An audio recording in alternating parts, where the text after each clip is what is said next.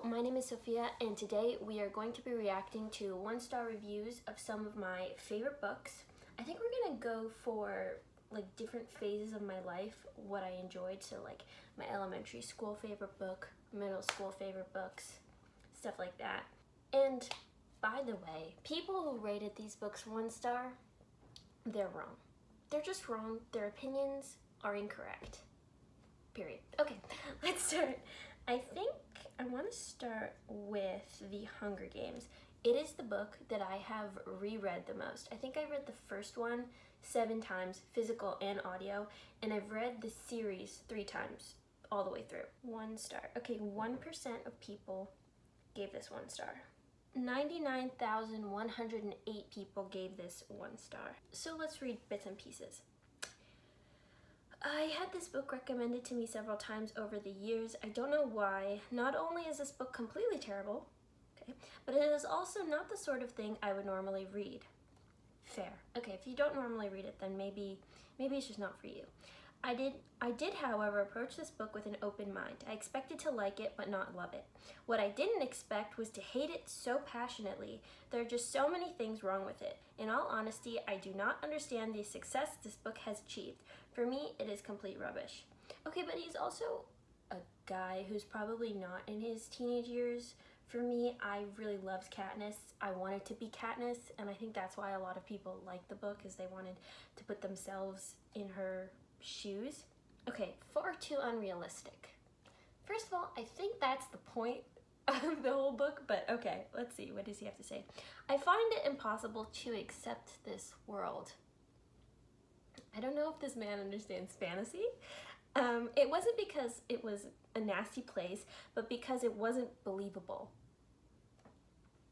The Capitol puts on these Hunger Games and sacrifices countless children in the process.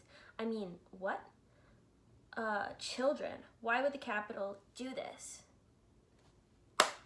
So that people wouldn't rise up like District 13. District 13 rose up, bombed them, got them out of there, and now they're like, we have your children, and look at how powerful we are, we can even take your kids. So it's just a way to control people. So hopefully that answered your question.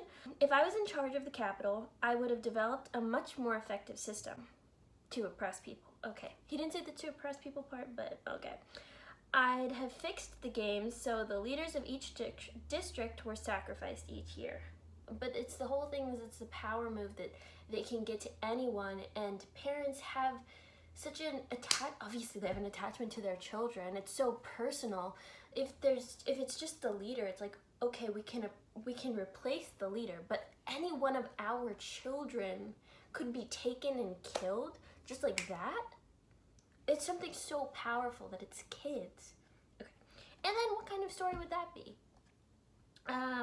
That way there'd be no one left to lead an uprising against the Capitol.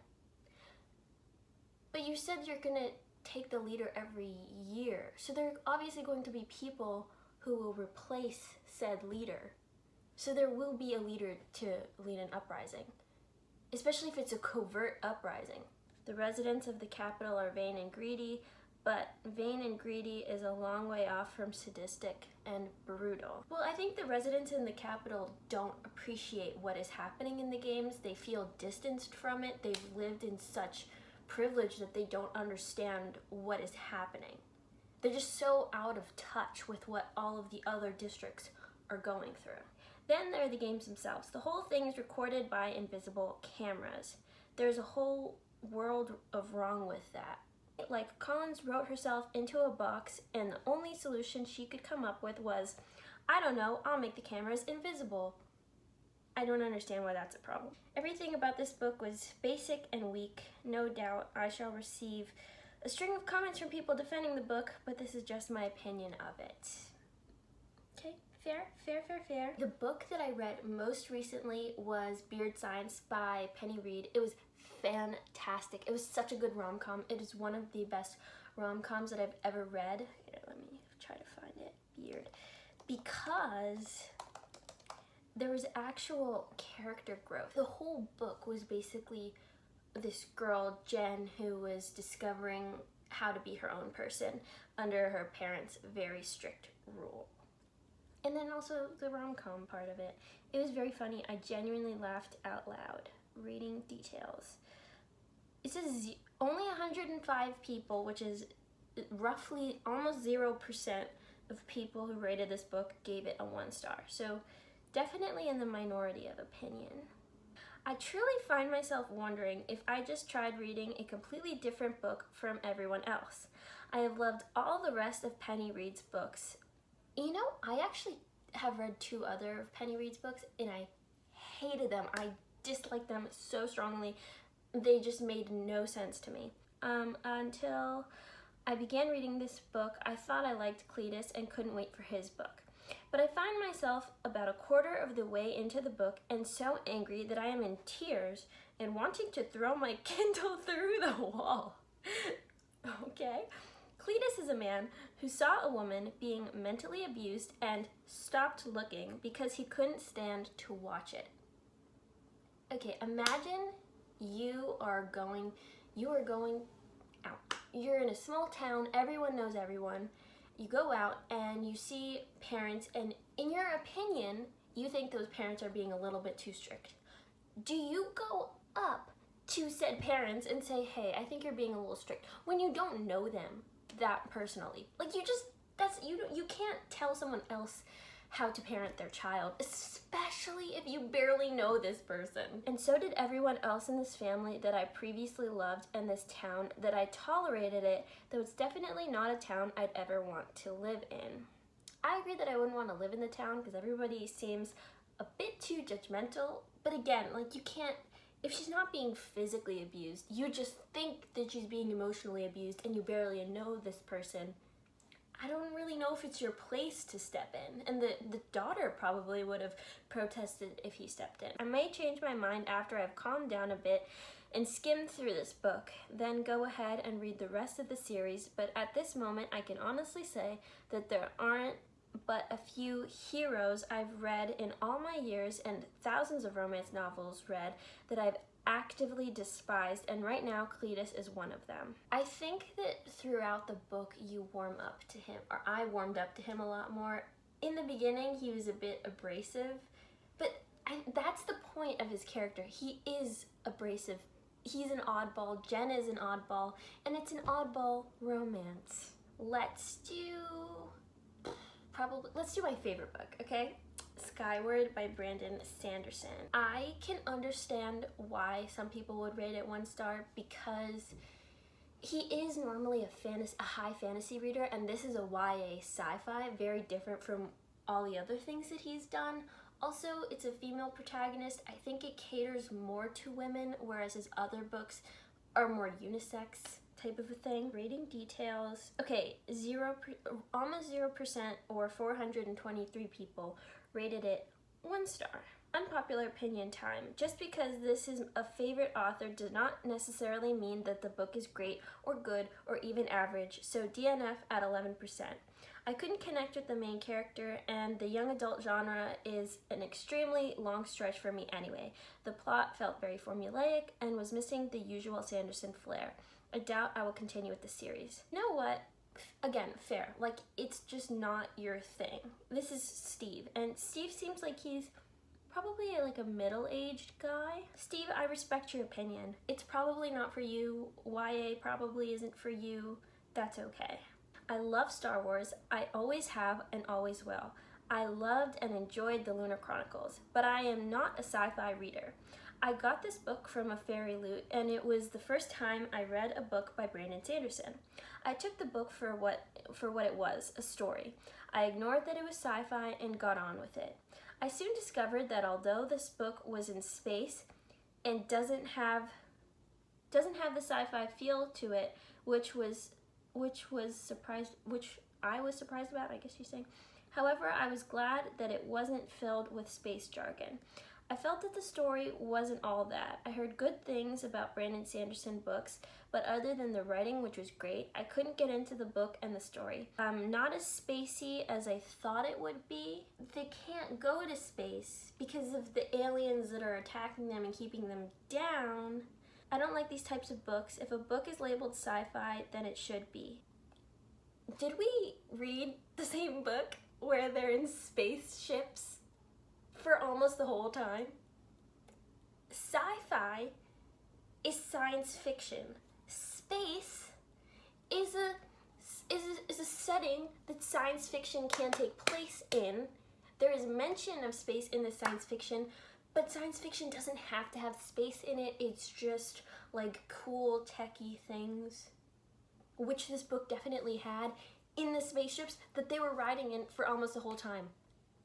It was pretty sci-fi to me. Got boring after a while and very rude. Yeah, Spensa can come off as a little bit rude. I feel that. Okay, basically you're saying that it wasn't sci-fi-ish enough. I guess you were expecting more space, and you didn't relate to Spensa. I get that she can be, it's a very particular person that relates to her. Shall we do a childhood favorite? I think we should. I think I'm feeling a little Goodnight Moon action. Who wrote Goodnight Moon? Good Night Moon. That was a quality children's book. I wonder, does it even have 1 stars? Like, how could you rate Goodnight Moon a 1 star?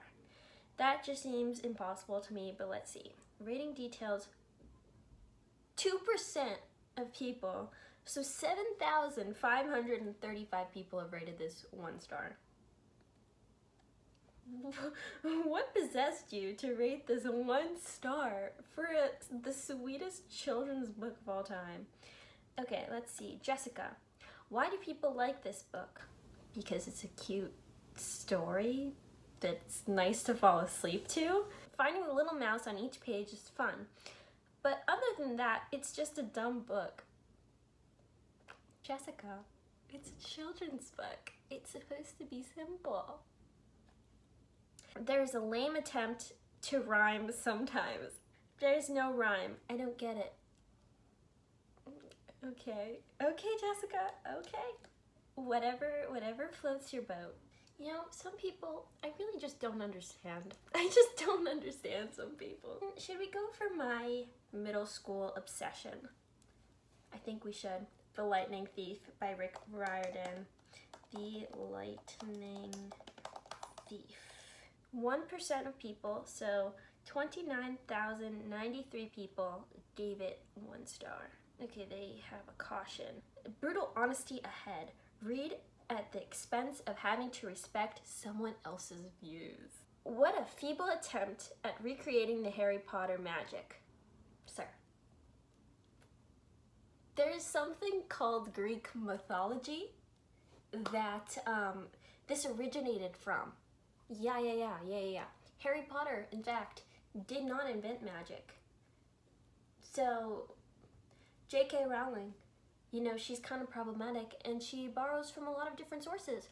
Aside from being highly unoriginal and unimaginative, the point is to use Greek mythology and make it accessible for middle grade readers. The book grates on your nerves due to the frequency of Percy's lame attempts at sounding witty. I thought it was funny when I read it because it is a middle school book, so it has humor that is garnered towards middle schoolers. Not only did the writer not bother racking his brains to come up with a plot or a proper story, choosing instead to recycle key elements of the Harry Potter series. I would like to hear examples of that because I guess there's like there's a trio. Is that what you're referring to when you're saying Harry Potter-like? The only novel thing about this book is the seamless integration of Greek mythology into a fantasy-based setup. Okay, thank you. Yes, Greek mythology. It was very well done how Riordan melded them together. I agree. The 1 star is for that. Samadrita? I agree. I don't agree with you. Alright, well, I hope you enjoyed me getting mildly upset at random strangers on the internet. If you did, please give this video a thumbs up, hit the subscribe button down below, and I will see you in my next one.